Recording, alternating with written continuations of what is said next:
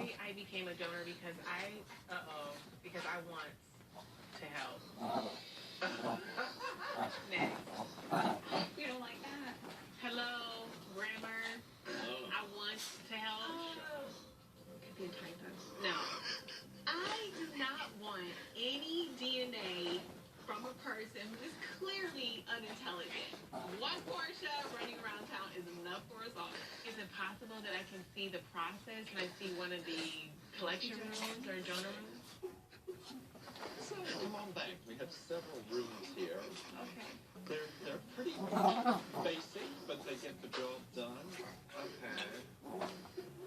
We can go on back around here and we can catch Wow, it. this is the lab. Well, Okay, yes, it's part of the lab. Oh, can I see what it looks like? Did I do this?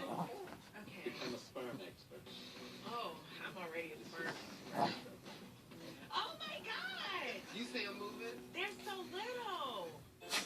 Wow. Are they waving at you? Oh my God! This is like amazing. There's definitely an art to choosing a baby daddy from a sperm bank, but as long as I'm a choosy mother and can get some grade A sperm, I think I'll be all right with